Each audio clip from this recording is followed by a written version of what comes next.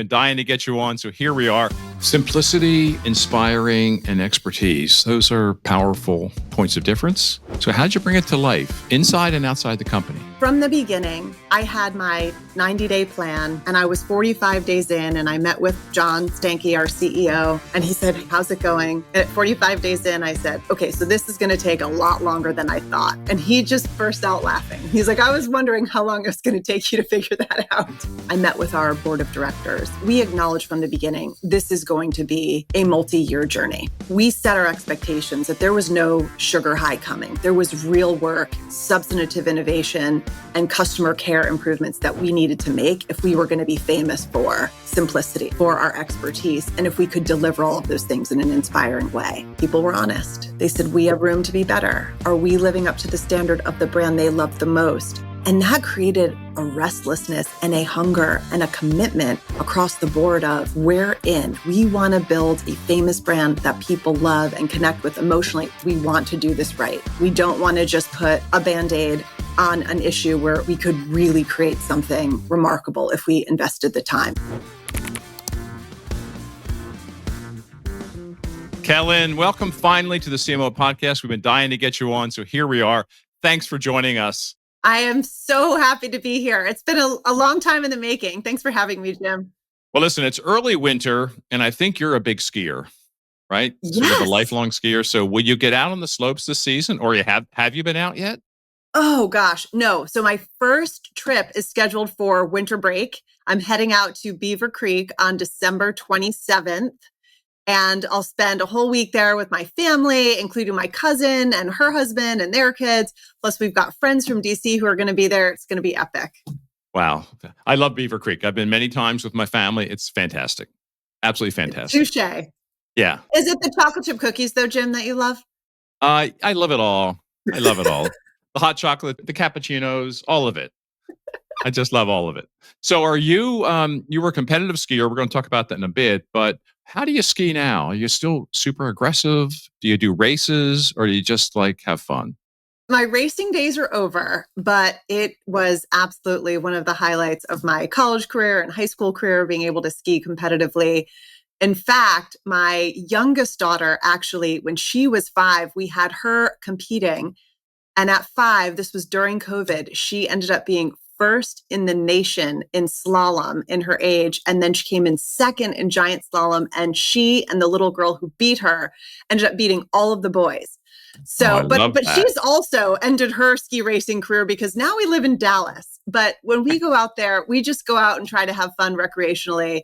I'm probably more aggressive than I should be. I blew out my knee a few years ago, but I'm back on the slopes with a big old brace and having fun. Now, what was your initial catalyst to get you into skiing? Was it a friend, a parent, a coach? It was definitely my parents. They had met in Boston and they both had ski houses in New Hampshire, and they just loved it from a social perspective and just being outside, right? It's so invigorating. Yeah. Now, I think I was the one that actually chose ski racing. They just wanted me to be a competent skier so I could go out and have fun with family. What's your most indelible memory of skiing? If you think about all the years you've been doing it, going way back with your parents and you competed, et cetera. Gosh, that's such a great question. I will say when I started, they didn't even make us wear helmets, which now I know remember is that. appalling. I was just looking at a picture of myself actually in our playroom here. We had our granddaughter's visit. I was down in the playroom. There's a picture of me jumping on skis in Europe with a baseball hat on. Totally. Hey, at least your head was covered, right? So I would say one of my favorite memories actually was from when I was racing in college and we had qualified for the national meet. It was in Diamond Peak, Nevada. And there's this incredible photo of the entire team at the top of the mountain, and you can see Lake Tahoe in the back. It was pretty special. We did not fare super well at nationals, but the photo looks like we were about to rule the world. Yeah, that's so good. Well, let's move from a winter sport to a spring, summer, early fall sport, baseball. So I think you have a story about baseball in your family. Your dad, I think, was kind of a significant player at one point. You nailed it. Yes. We do our research. You've done your research. I'm blown away. We're going to stay with athletics. We'll get to the marketing stuff later. These are some of my favorite topics. So yes, my father was a Major League Baseball pitcher for the Boston Red Sox, which was a pretty special lifelong dream that he had because he grew up in Natick, Massachusetts. So being able to play for the hometown team, getting to throw out a pitch at Fenway Park, definitely leaves an indelible mark on him and our entire family. How did he get involved in baseball? I mean, that's playing at the highest level. What was his Absolutely. catalyst? So he had an older brother, my Uncle Terry, who was a catcher. And my father always looked up to his older brother.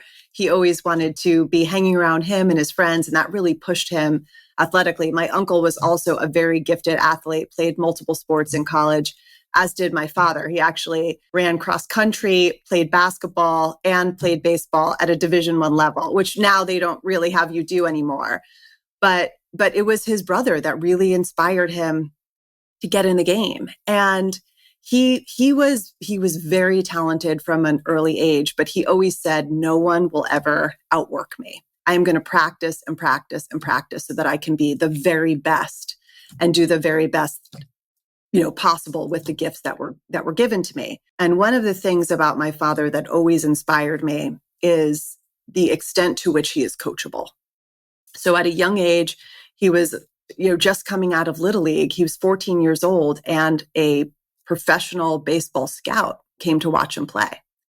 And my dad had this he's from Boston, wicked curveball. And the scout said, wow, son, you really do have an incredible gift. Let me give you a tip. You're tipping off your curveball every time you pitch it. And it's not going to be as effective if everybody knows it's coming. So that was a really important moment for him where he got this great piece of advice and he completely transformed how he delivered that pitch. Then when he was about 18, he had another tryout with a professional scout. And the guy told him, yeah, you've got a lot of heat on your fastball, but you're not pitching off the mound in a way that maximizes velocity. And again, he took that tip and he changed the way he pushed off the mound. And he added, 5 to 7, maybe even 10 miles per hour behind his fastball. And then when he was in college, when he sort of had his final tryout before getting drafted, the scout told him, hey, look, I want you to hold your fastball differently. And I want you to throw this 4-seam fastball. You're going to get more movement on the pitch. And once again, my dad being very coachable, he totally adapted how he threw that pitch. And if it hadn't been for those pro tips from literally some of the best people out there and his willingness to adapt, he never would have made it to the big leagues. So were you a coachable athlete? I like to think I was a coachable athlete. Now, my dad was my coach most of the time. He would probably tell you I was a very obstinate kid.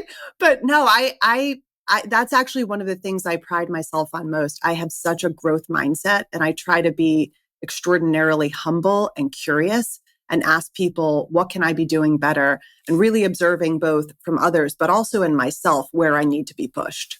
Your dad transitioned eventually out of athletics into something else. That's always an interesting time. And I played at a much smaller level than your dad. I played football. But when I stopped playing, it was like so much a part of my identity. It was weird. So how did he handle that? What did you learn from him? I mean, that goes way back.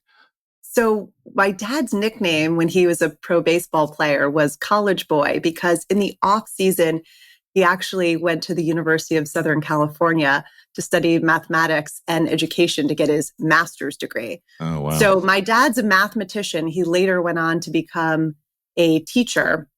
And he really is an educator through and through. He always wants to help people realize their full potential, achieve greatness, achieve excellence. But he also always brought an incredible balance to life. This whole work hard, play hard mentality. Mm-hmm. And one of the things that I always admired about him was how he used his summers to both take a break from work, but also really do the things he loved. And he always loved sport. And so when you heard me mention cross country and basketball and baseball, well, later in life, he became a tennis pro and he taught at our local field club and he gave tennis lessons and competed in tennis as he got older. And he really just never lost his love for competing. Even in his 80s, he still competes in the senior games in Florida. And he's a I mean, he's got more gold medals in the senior games in pretty much badminton and pickleball and basketball and softball. So it just goes on and on. He's still playing tennis then? Still? He's playing a lot less tennis these days and a lot more pickleball. Yeah, got it. Yeah, this is the world. So, okay, we should probably move on, right, and talk a bit about AT&T and about your role there. So, Kellyn, you've just had your 5-year anniversary, I think, at AT&T. That's right. And it's a consequential 5 years. And I've heard you describe it as the accountability era at AT&T, the last 5 years. So is that a good summation of the last 5 years? And what do you mean by that? I think it's an excellent summation of the last 5 years. When I think about what we have been on a mission to do ever since I got here is we wanted to reinvigorate this brand.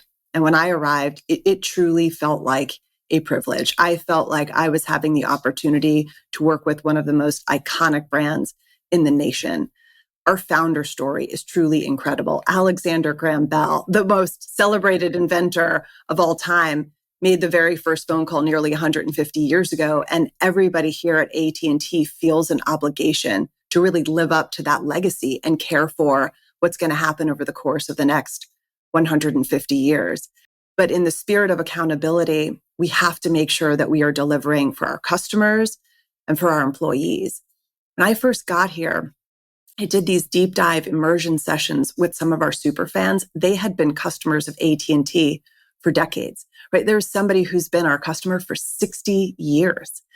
When I met with employees, some of the members of my team described themselves as fourth generation AT&Ters. Their parents, their grandparents, and their great-grandparents worked at this company, right? I've never been inside an organization where that was the case before. And so when I arrived, I found that we were in this enviable position in some regards where we had this sky-high awareness of our brand, very high customer brand trust.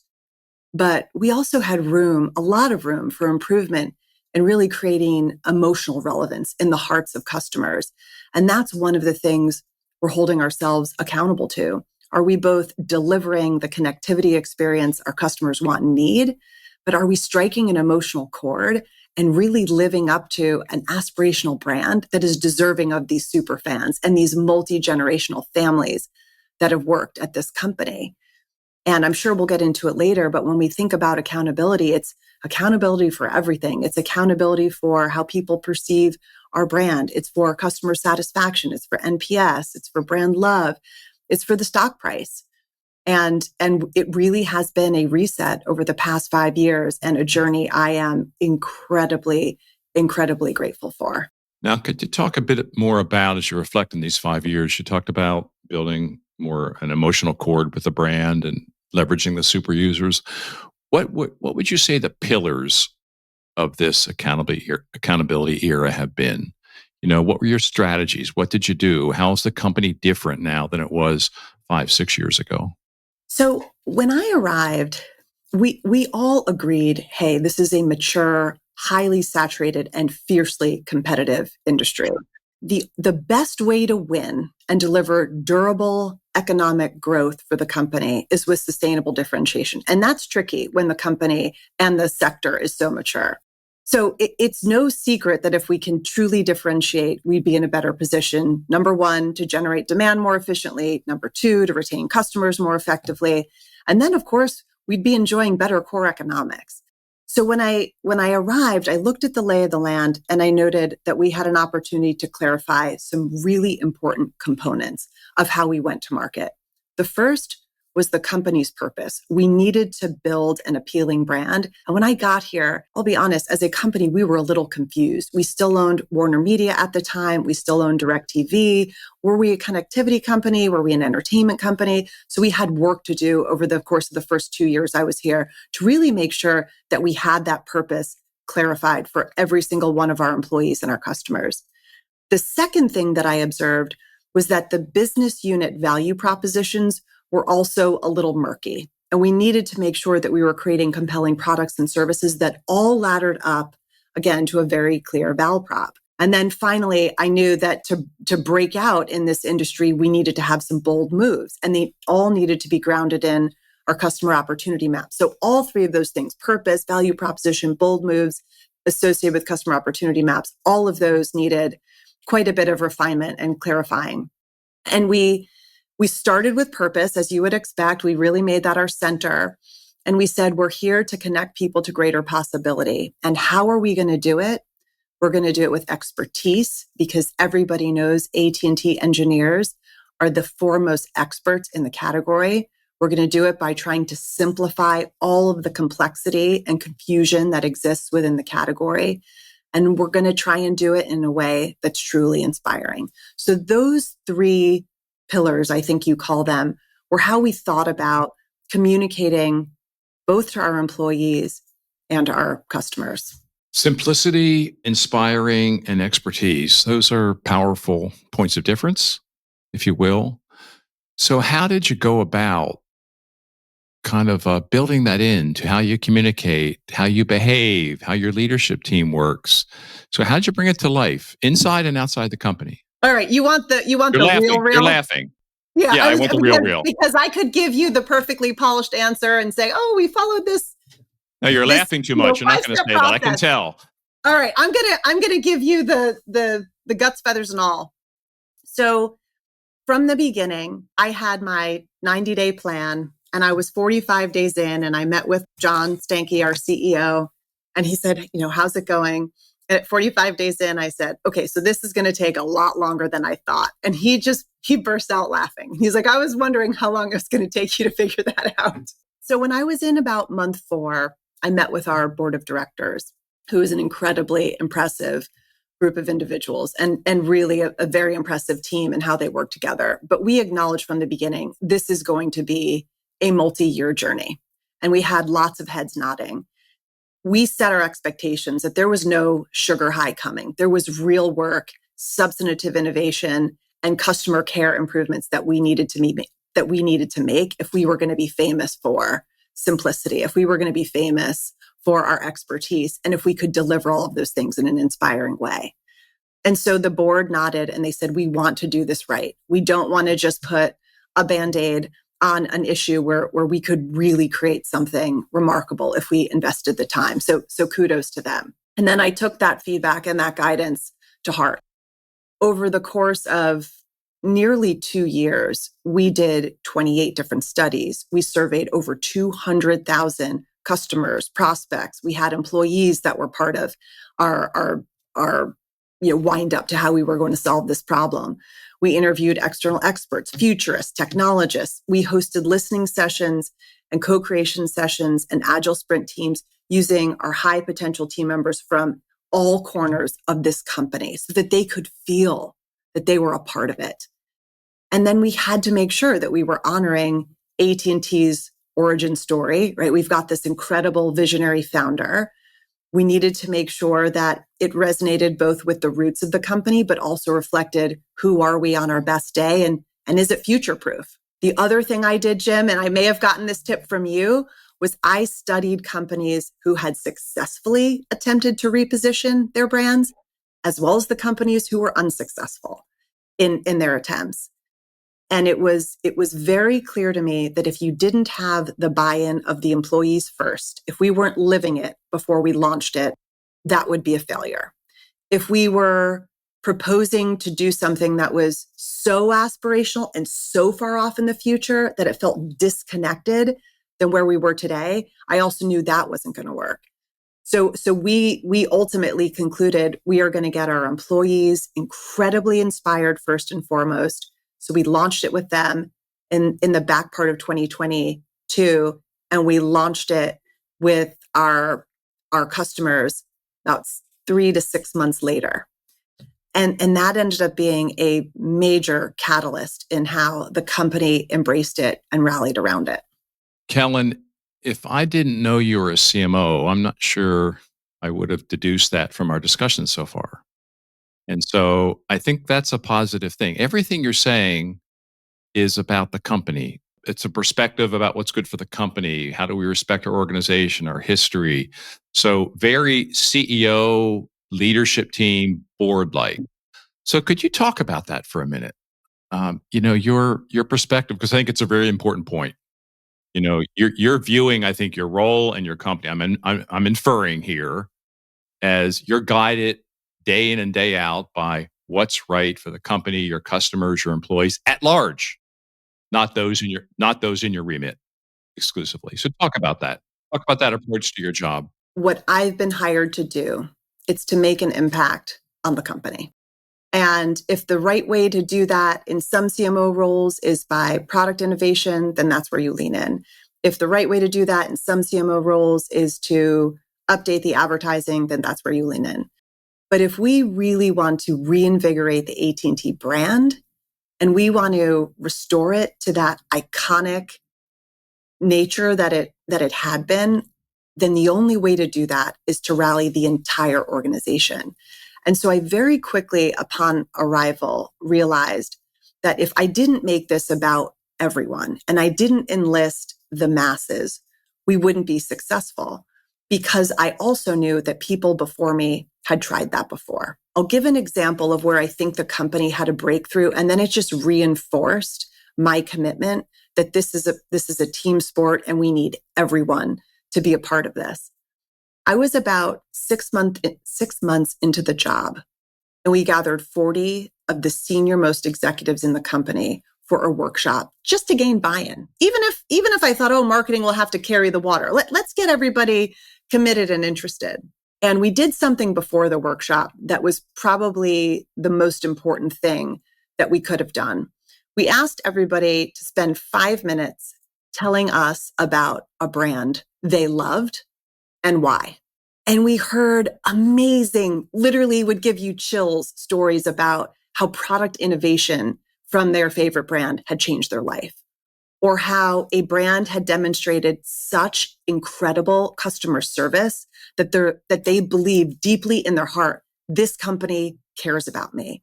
Or they talked about how there were companies that anticipated their needs and proactively updated the technology so that they were on the cutting edge.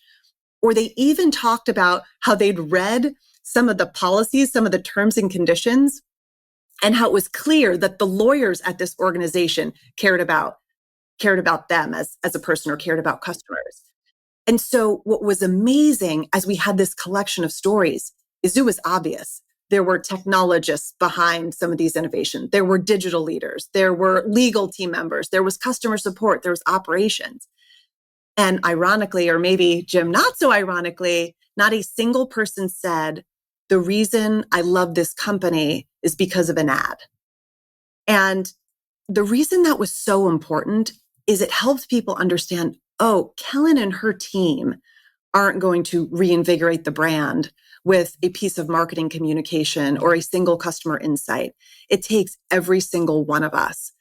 And when we were closing out that first day of the workshop, and the chief technology officer for AT&T said, my big aha coming out of today is that every single thing that every single one of us does that's customer facing is either going to polish or tarnish this brand. That was when I knew it was working. And I would underscore, you made this very personal. You went around with 40 people about what brand has impacted their life and put it in their words. And then you hold the mirror up and say, are we doing this ourselves, right? What do we need to do to be the favorite brand of a lot of people? And so it's very powerful what you just said and what you did. And when you hold that mirror up, people were honest. They said, we have room to be better. Are we living up to the standard of the brand they love the most?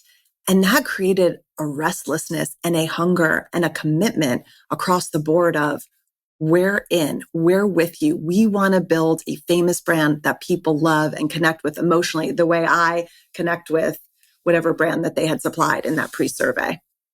When was your aha that your role should be and needs to be that big and that broad and that wide? Was it a previous experience years ago? Was it a boss that role modeled that? So when was your aha that being a CMO, a successful leader, by the way, in any organization, it really demands that point of view, that attitude, that outlook. Because I think if you don't have it, you're not going to succeed. Correct. You're not going to succeed if you don't have a truly enterprise mindset and you don't understand the core economics of the business and how you help the company grow and be successful. There were probably a lot of moments along the way where I had this wake-up call. I would say a recent one was when I was at Hilton. I was talking to our CEO, Chris Nassetta, and he made a comment about me. I don't want you to refer to yourself as a marketer. You're a business person. And I thought, well, that's interesting. And I know he meant it as a compliment. So I took it as such, but I thought, why is there a stigma in certain industries that a marketing person isn't a business person?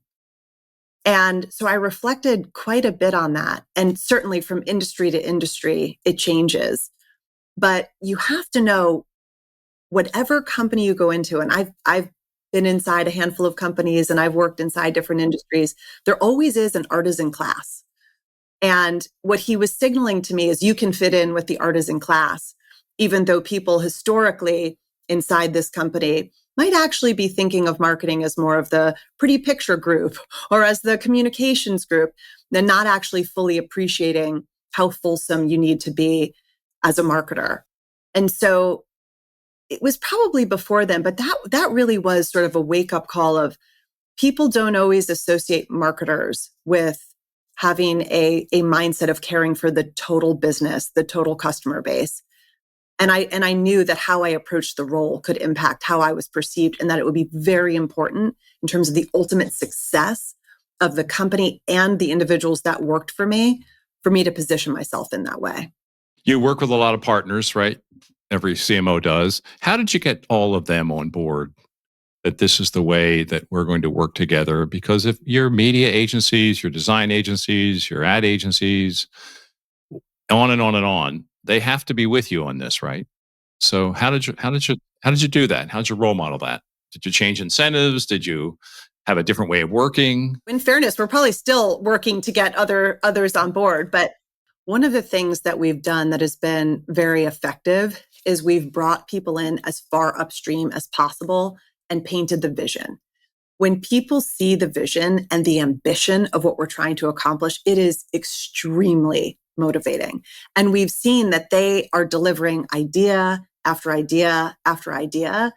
And it's almost as if it's become contagious. Instead of it being this thing that is sitting in pockets or cul-de-sacs, it's actually been extraordinarily motivating across the board as we're leveling up, as we're really aspiring to greatness and excellence. People want to be a part of that. So bringing them in early, keeping them updated along the way, and then sharing the wins. One of the things that I probably need to get better at as a leader is celebrating the small wins, because we have had so many moments throughout the past 5 years, especially in this last year, where we have done extraordinary things that people maybe didn't think was possible 10 years ago or 5 years ago or even 3 years ago. And so actually leaning into those moments and having people feel as though this wouldn't have happened without me, we've seen that really sustains the motivation. Frequently asked question I get is how to think about the organization of the future with all the things that are changing in our work, especially AI. So how you've been in the job now 5 years. I bet your approach to work and organization is different now than it was when you walked in the door. So could you talk about some of your learning, your insights, maybe successes and failures as you've thought about evolving your organization to win going forward with the right capabilities as well as all the right attitudes, which you've been talking about? Since you mentioned AI, I'll start there. This was actually something I discovered after I had joined AT&T. But AT&T was really at the forefront of artificial intelligence back in 1955. One of AT&T's R&D researchers from Bell Labs, a very famous inventor by the name of Claude Shannon, was one of the 4 individuals that actually coined the phrase. So we take AI very seriously inside this company. At the time, he was already famous for creating information theory, which still today is the mathematical foundation for modern digital communication, computing, and ultimately AI. But we've taken this to heart, and we are applying AI across the customer experiences and definitely marketing strategy and execution.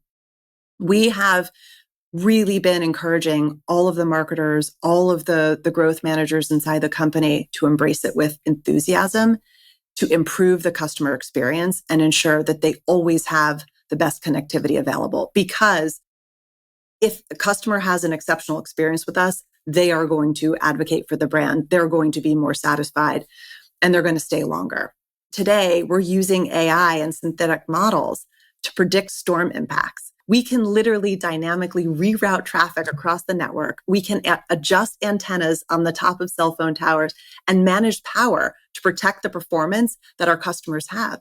So much of how a customer views your brand and your company is based on the experience they have with your products and services. So that has been hugely impactful. And then we relate that to how we communicate with customers and notify them, hey, a storm may be coming in your area. Here's what we are doing to ensure you always stay connected. We've also integrated AI into our advanced data and analytics to improve customer experience in terms of diagnosing network repairs. So making sure that we send the right experts to the right jobs, making sure that we're using AI in the field to help guide how our technicians promptly and accurately resolve issues. We've been able to cut down on the amount of time it takes to get repairs complete thanks to the use of AI. And then, of course, we use it with customer support, whether it's digital self-service and they're engaging with an agent, or if they're interacting with us when they make a call in. What we've seen is a 50% reduction in the number of people that a customer needs to talk to get their issue resolved, which, as you can imagine, makes customer satisfaction increase significantly, and a 33% reduction in the time to actually resolve their issues. None of that would have been possible without AI. And so we as marketers are very inspired by those improvements to the customer service experience. And then from, of course, a marketing and strategy and execution perspective, it's changed how we spend our time, how we manage our meetings, how we manage our inboxes, how we actually prioritize the initiatives that we're going to deploy and invest our resources in. We use AI to analyze and synthesize our data and research, to diagnose market opportunities. Hey, is there a pocket of customers over here where we're underpenetrated? And by shifting our message to this population of customers and reaching them when they give us a signal that they're in the market, could that actually improve acquisition effectiveness? And then, of course, how we communicate with them. We did an experiment earlier this year where we were using AI to personalize and optimize the content that went in front of every single prospective. And we saw a massive improvement in effectiveness of those ads. How did you get your organization to really become super users? I mean, I loved how you said you started with the customer experience. We can make it better. And let's use that as our rallying cry or focus. Obviously, there's lots of applications for AI, but when you can make the customer more delighted, that's wonderful. And it leads to great brands and great companies. So how did you really get your company, the organization, to lean into the platforms you were experimenting with and the use cases that you were piloting? This is a great question, and one that I'm still, frankly, spending quite a bit of my time on, because as you would expect with most technology adoption cycles, we had our early adopters who raced toward this. They saw that it was part of the future and they were energized about how they could use this tool to make themselves more efficient, more effective. Then you had sort of the fast followers on the heels of the early adopters. And what we're seeing from employees and team members is this really is saving me time. This is making me better at what I do. It's helping me collaborate more effectively. I understand the customers better. But honestly, Jim, I've still got a population within the organization that we're trying to bring along. And so we have an individual on our team who is incredible at change management, and he is tasked with making sure that the AT&T marketing and growth organization is adopting all of the tools and making use of it. And that's from trainings to he runs contests. He has opportunities for them to get involved and win prizes. And we're starting to see things take off. But as with anything, and we're marketers, so we know this, you almost need to have a campaign because it's not everybody's natural instinct to jump in. Even when they see some of their colleagues experiencing impressive results, they're still reticent. They're still nervous. Maybe they're even a little bit in fear. And so we actually needed to have an absolute pro at change management And he's been in the role for a couple of months. He is so fired up, and we're starting to see the traction. You talked about differentiation, I don't know, 15, 20 minutes ago. And I really wanted to talk about that because I love the era of accountability. That's a great summation. It's a great mantra. But as I was doing my I knew your brand pretty well, but I did a lot of homework getting ready for this. I would say another summation of the last 5 years has been breaking through and differentiating. So I'm glad you took us there, but I want to go there a bit more deeply because, if I look at your background, you worked for Hilton, Capital One, Accenture early in your career. Those are tough brands to set apart, right? And then For you also sure. work for Microsoft and Uber, which have set themselves apart very well over a long That's right. period of time. That's So I'd right. like you to talk about this. I mean, if you can't differentiate yourself, if you can't be distinctive, if you can't be relevant, you don't have a brand. And you've had a lot of experiences in trying to do that. So if you had to boil it down to how you approach a challenge like this, which you've done at AT&T over the last 5 years, how do you approach building a differentiated, distinctive, meaningful brand? What have you learned about that with all the experiences that you have had? Well, first of all, thank you for the incredible compliment, because for Jim Stengel to say that we've done a great job differentiating, that really lands on my heart. So In a tough category, by the way. That is the ultimate compliment. Thank you. No, honestly, Kellyn, it's about the toughest category I can imagine in breaking out differentiating. It is tough. It is really tough. But you hit on it.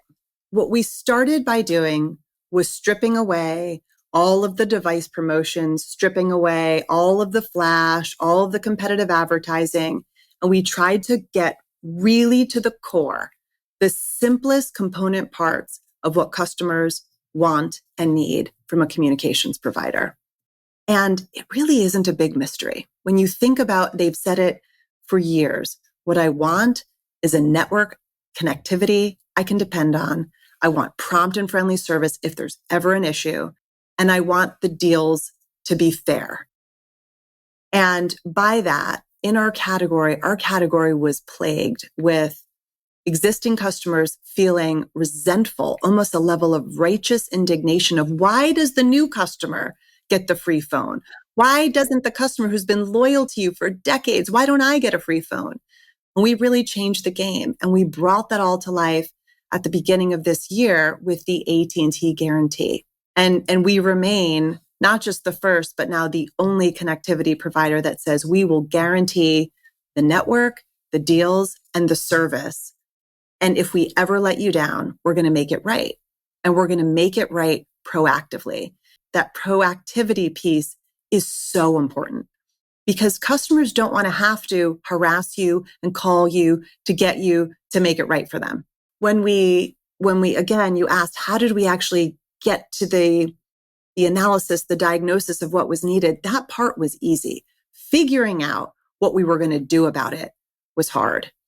And over the course of the past 5 years, no one has invested more in connectivity infrastructure in the United States than AT&T. And I'm about to share a staggering number, $145 billion in the past 5 years. That is staggering. That is staggering, right? Yeah, that is staggering. And that still wasn't enough because that was only one of the 3 pillars. The second thing we did was we had to make sure that the customer care experience, the service experience was bulletproof. So we invested nearly $1 billion in the past few years improving that. And then we said, we're going to acknowledge that customers feel this righteous indignation around the deals. And we're going to say, everybody gets our best deals, whether you're a new or an existing customer. So you never need to feel as an existing customer, an obligation to shop around. We're going to take care of you. And again, the insight around those 3 pillars was not new. My competitors know that. We just decided as AT&T, we're going to step up and meet customers where they are.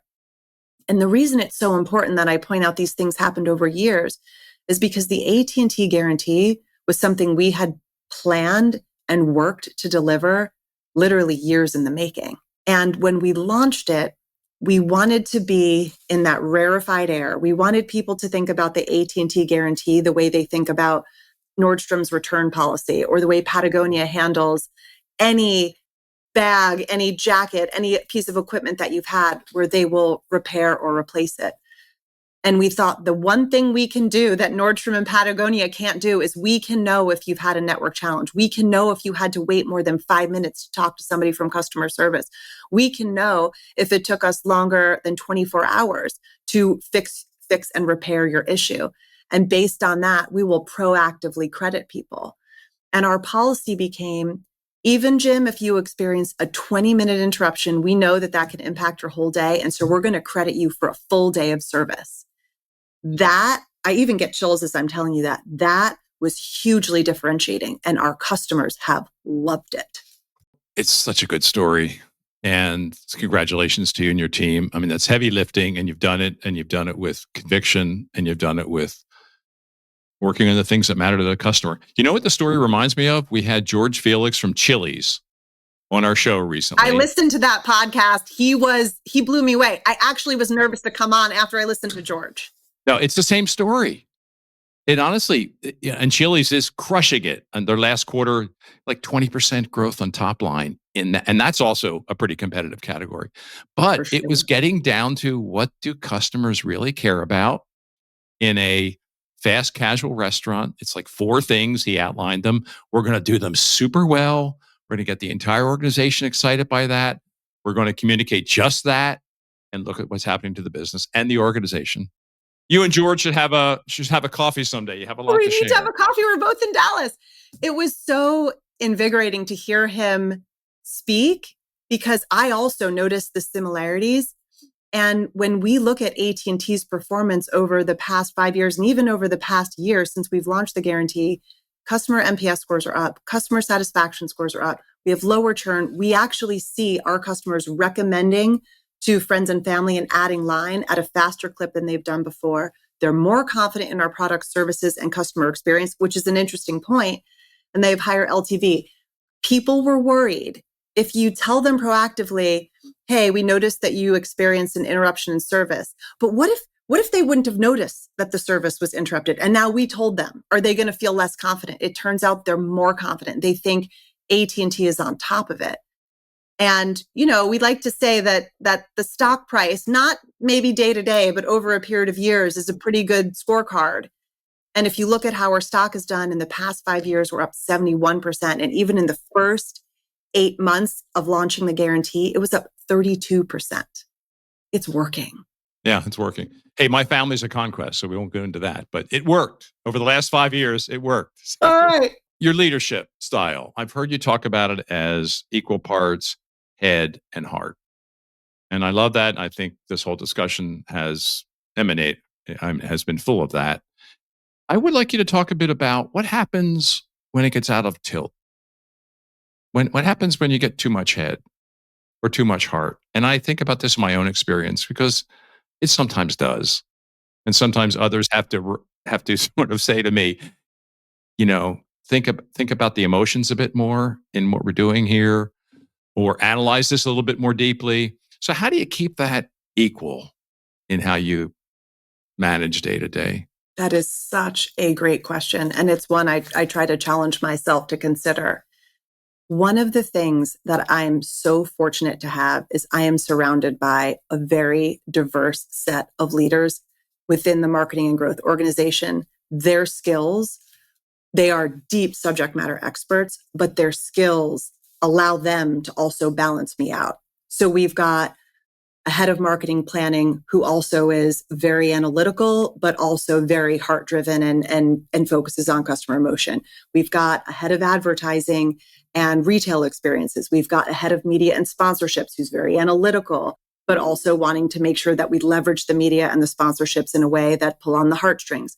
We've got a head of brand strategy, again, both very analytical, but wanting to produce brand elements that really move you and speak to the heart and strike an emotional chord. Then we've got our head of marketing technology. We've got our head of digital. And because each one of them has such unique strengths and differences, that right there is almost an automatic, instant way to just rebalance. And then as a team, as a leadership team, not even just with my direct reports, but how we talk to our directors and our associate vice presidents in the company or in the organization, we talk about, are you a thermometer or are you a thermostat? That famous line from Martin Luther King's letter from a Birmingham jail. Are you going to walk into a room and just be the same temperature as the people who are being all analytical? Or when people are going, really deep on the math camp, can you bring them out of that and share a customer insight that really evokes critical thinking, strategic problem solving? Can you be the thermostat that regulates? Same thing if you're in a room filled with creative masterminds. Can you introduce a salient piece of data that helps people reorient around the thing that we need to do that's going to be most effective for the business? So I constantly try to think about, am I a thermostat in the room for others? Am I bringing balance? And then when I find myself off center, I will actually try to go and have a conversation. Maybe it's my head of research, analytics, and insight, and he's giving me more information to just ground me when I get too excited about an idea. That's creative. You have a lot on your plate, obviously, but you're also really involved in the industry, right? You're on the boards of the Association of National Advertisers, the ANA, the MMA, the Ad Council. You're a Henry Crown Fellow at the Aspen Institute. So my question to you is, why? And how does it help you in your daily work at AT&T? A big part of the why for me is I want to be able to give back. I have been so fortunate to benefit from incredible mentors, incredible leaders. And I think that these organizations are ways to actually scale what I've learned and share it with other people. So that's one of the things that motivates me. The other thing I would say is it's excellent. It's an excellent way for me to learn. It's an excellent way for the people on my team to learn. I try to be an excellent listener. My dad always said, you've got 2 ears and 1 mouth. So I try to listen extra attentively. And I bring those learnings, I bring those discoveries back to our organization so that we can deploy them and ensure that every single penny that AT&T invests is working as hard as it can for the company. I was at the ANA Masters of Marketing meeting, several weeks ago in October, and I hadn't been in a couple of years. And, it's what I love about it is it's marketers that we all admire on stage telling case studies. So even at my experience level, I'm always learning something because it's brands talking about things that failed, things that worked, a mishap, a success, learning from it. So to me, it's an intense benchmarking and inspiration session. I completely agree. Anytime I have an opportunity to get outside the 4 walls of AT&T and really soak in the learnings, both the successes and the failures, but most importantly, the lessons learned, whether it's a lesson learned from a success or a failure, I feel like I can immediately apply that to my day-to-day. And again, it's a gift that somebody from another organization is giving you because you get to scale it throughout your organization and you get to create experiences that are better for customers. You've done something a lot of CMOs would like to do, and that's join a public board. And you've done that in the last year. So I was on 2 public boards when I was CMO, one when I was at P&G and one after I left. They were both incredible experiences, but I get this question a lot. How do I join a board? And what process should I go through? How should I start? How should I think about it? Would I like it? So talk a bit about your journey to being appointed on the board of a public company. Is it something that was very intentional? Did it happen serendipitously? So talk about that. It was something that I had spent a lot of time thinking about. I wanted to make sure that if I joined a board, that I could truly be additive, that I could contribute in a way and bring a unique perspective that they would value, but also that I would be in a position to learn a tremendous amount.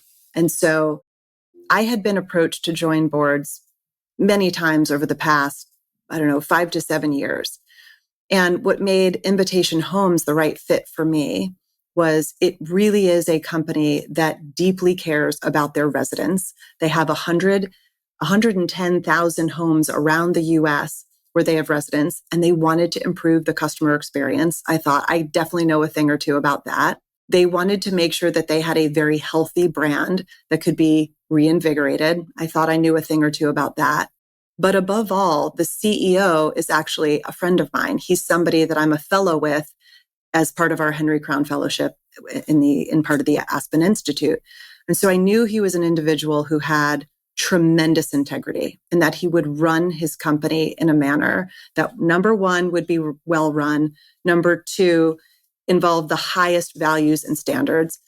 And number three, that he was hungry to have somebody who could be a real partner to him. So it's still fairly early days for me on this board. It's not even been a full year yet, but I have been so blown away by the caliber of the other board members. I'm learning from them.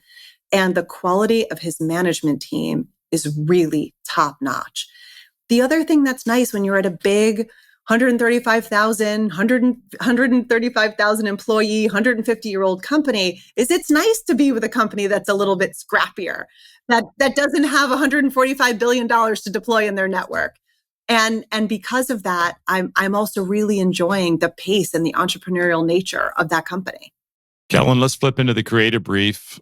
Now, the first question is, I look at your education, I look at your career, and it's clear, and also from this interview, you're motivated, you're creative, you're inspiring, you're successful. Have you had any major missteps? And if you did, how did you handle those? Oh, definitely. I've had some missteps, definitely along the way. So, I started my career as a technology consultant, literally hands on a keyboard coding. And what I loved about it was how intellectually rigorous it was, how challenging it was. But Jim, I'm not embarrassed to admit this now, but despite being a team athlete, I had played softball for even in college, in addition to skiing. I did not approach that job as being part of a team. I thought I was this hired gun to go out there and code. And I wanted to have the best code. I wanted to have the most, bug-free code.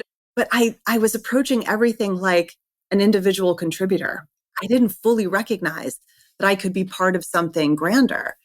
And I remember I was working on a project for a bank, and I had been asked to help convert these emerging market debt instruments in their new system. And I called a professor at NYU who happened to be the one person I could find that knew anything about these debt instruments.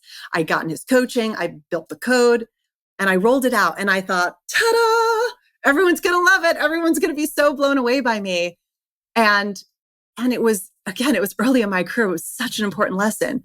People were not blown away. They were underwhelmed, to say the least. Like, congratulations, you just accomplished the freckle on the backside of a gnat. You know that this is part of an entire initiative, right? And I really had missed the point. I thought that looking good meant that I had to do it by myself. And that has been one of the most galvanizing learning lessons throughout my whole career. Now my entire MO is, how do we harness the collective expertise of everyone we have the good fortune of working with? How do we make sure that as a team, we have full end-to-end visibility into what people are doing so that we're contributing to something truly masterful? We're painting a Picasso, not just a bunch of random shapes on various different pages. And so, I could give you failure after failure, but that's probably the most seminal one for me, where I realized, man, you just didn't get it. You missed it. And I did miss it. Luckily, I picked up the Clue phone and figured it out. But thank you. I guess it was Accenture you were working at the time, Accenture, right? that's right. Thank you, Accenture, right? Thank you, Accenture. Those are pivotal lessons. Absolutely. I then went to business school. And while I was in business school, again, I had the incredible good fortune. I was assigned to a case team. We had an entrepreneur, an investment banker. I was the software consultant. We had somebody who'd worked at Disney. We had somebody who'd been a brand manager. And I remember thinking, okay, we have to crack this case. And we had all these questions we need to answer. And so I came to the first meeting and I had all of my answers sketched out on the page. And I thought I had it all figured out. And I had written paragraphs and paragraphs. And within the first 5 minutes, I folded up my paper and I pushed it off to the side, because the perspectives that I had the opportunity to listen and learn from in that environment helped me realize I can get maybe 50% of the way there on my own. Yeah. My job is to be an incredible facilitator and to make sure that the very best that everyone has to offer in this case study team is being brought to the fore. Is your spirit animal really a bluebird? Gosh, I love the bluebird. Part of it is AT&T is blue. Hilton was blue. I've had a lot of blue in my career, but I love the notion of you have done your homework. I love the notion of spreading your wings and flying and getting higher and higher. And I try to aspirationally be that for myself and also encourage my daughters, my 10 and 13-year-old daughters, to spread their wings and reach new heights every year. I went to a session with my wife. It was with another company, and they did a whole analysis of what's our spirit animal is. So they did like a personality test, and then it popped out what your spirit animal. And mine's a hummingbird. Yours is a bluebird. So, and we can go on and on. And then my wife's is an owl. Oh, she's wise. She's a we sage. have the owl and the hummingbird. So it's a good match. So the hummingbird, right? Isn't that the one bird that can fly backwards? Yes, and it moves around a lot. It tries a lot of different things. That's such a great compliment. Yeah. Well. Oh, that is. It's good. I think it's accurate. It's accurate. The analysis was right. And it can go deep, right? It extracts the nectar, which is a big part of what you're doing on this podcast. Oh, I love it. Thanks, Kellyn. You are the hummingbird. And you're the bluebird. Okay. What's the first brand you remember as a child, as a young girl, making an impact on you? Okay. I knew you were going to ask me this. And I'm like, he's going to say BS, but I swear, hand over my heart, this is true. AT&T. It was AT&T. And you've done so much research, you probably know what I'm about to say. I just predicted it. So as a little kid, my family was super into the holidays. And one of my favorite stories at Christmas time was the night before Christmas. And when I was young, probably 6 or 8 years old, AT&T had this commercial where the grandparent was on one end of the phone and the grandchild was on the other end of the phone in the lap of their parent. And the grandfather is reading, "'Twas the night before Christmas." And at the very end, of course, it's the AT&T jingle, "Reach out and touch someone." And you're going to think I'm crazy for saying this. I am the daughter of a mathematician, so this is not going to compute. But I genuinely think if it wasn't for that commercial, I would not be in this job. I genuinely believe it. I don't think I would have moved from the Northeast to Dallas. There was something about that left this truly indelible mark on me. And when I got the phone call about this role and this opportunity, I didn't hesitate. And if any other brand, and there's amazing brands in Dallas, if any other brand had reached out and said, "We've got this opportunity in Dallas," I really think I would have said, "Thanks for considering me, but no thanks." So I think that commercial is literally why I'm here today. I remember that commercial. Yes. Beautiful. So beautiful. So think about bringing that back somehow. I the know. Spirit of it, Every Thanksgiving, I'm like, do we have a spot? 'Twas the night before Christmas. Yeah. Maybe my team will listen to this and do something about it. Very sweet. Very powerful insight under it. If Jim Stengel recommends it seems like something we should do. And I'm a grandfather now, so I'm open for casting. Okay, I have a good voice. I love the night before Christmas, so I won't charge you a thing. I'll do it pro bono. If you're in, all right, let's make it a date for next year. Here's the thing that I love about it. It was the child. It was the parent who was holding the child, and it was the grandparent. Yeah. It resonates intergenerationally. Yeah. I love it. Anyway, we'll talk about that when we stop. Who has been the most inspiring person in your life? So we talked about my dad. I'm now going to talk about my mom. She is a force. Her passion for excellence in everything she does, even as a retiree, she pursues excellence. But she was a registered nurse. She then moved on up at the hospital that she worked at and became a hospital administrator. And she ran the second largest outpatient services division for the entire state of New York. She was in Southern Westchester County. She served the Bronx and Harlem and Westchester. She had a massive staff. There was at least 1,000 people that worked for her. And she, I think, is actually one of the main driving forces why I get so focused and obsessed with the customers. Her focus on patient outcomes, when you think about really the difference between life and death, that was what she worked on. And she tried to extend people's life. She tried to make sure that when they were exiting the hospital, they had good days, weeks, months, years ahead. And her passion for her people, her work ethic was just second to none. I used to call her when I was growing up that she was a workaholic. And the other day, the word workaholic was in a book that my 10-year-old was reading. And I said, do you know what that word is? And she goes, yeah, you are one. And I thought, oh. But if you can inherit workaholism, I have inherited that from my mom. She also sounds like she was head and heart. Oh, absolutely. The level of empathy and compassion that she has for people is second to none. She also is truly an expert. Even though she's been retired for many, many years, she is still the first phone call that not just me, my husband, my kids, my in-laws make, all of her friends. My kids were like, yeah, my grandmother used to be a doctor. I was like, well, she used to be a nurse, probably as knowledgeable as most doctors. But today she's still the first phone call because she is so calm in the eye of chaos as well. So my mom, for sure. Composure up the wazoo. Yeah. I have a daughter who's an ICU nurse at UCSD, cardio ICU. Yeah. You must be so proud. Yeah. She's amazing. And as are her colleagues. I mean, it's the best group of people. They're just incredible. Well, thank her. I will.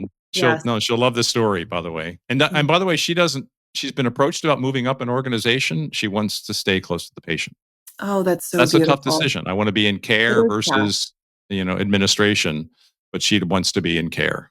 I think eventually my mom was that way for many, many, many years. And I think eventually she realized the impact that she could have would scale more if she moved up. But she was at a different stage in her career than probably your daughter is. But that is a testament to great parenting. Well, thank you. By a hummingbird and an owl, clearly. Okay. Let's get back to Christmas. We're deep in the holiday season, as this is released.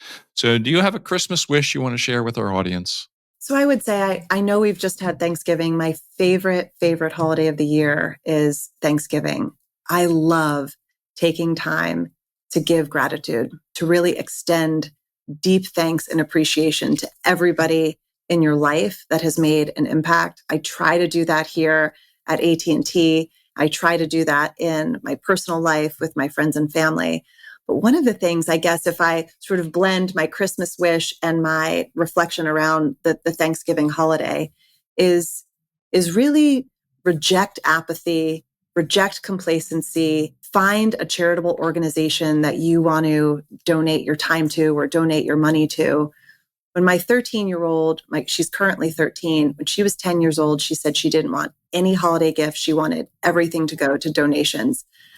That really touched my heart. And I thought, man, the generosity of a 10-year-old girl, I wish all of us had that mindset. And so I guess for the holiday, I just hope that everybody reflects on what they're grateful for and gives back. I love that. That's a beautiful place to end, Kellyn. This was so good. By the way, you're a great CMO. You don't need to hear that from me, but you are a great CMO. This is full of lessons. Your spirit's wonderful. It's no mystery why the company and brand is doing so well. So it's been a great conversation. Congratulations, and the best to your team and the best for you for Christmas and the New Year. Thank you so much. Thanks to you. I'm so honored to have been included on your podcast. How many hundreds of these do you have now? We're coming up on 400. So yeah. Wow. And they're all different and they're all wonderful. That's why I love doing it. Talking to people like yourself, it's just endlessly fun and interesting. You have done such a service for the entire sector. As marketers, as brand leaders, we are incredibly lucky to have an icon. Speaking of icons, to have an icon like Jim Stengel ushering in the next great wave of growth and marketing insight. So thank you so much. It was a pleasure to be here. I'm blushing. We better end it. Thank you, Kellyn. Thank you.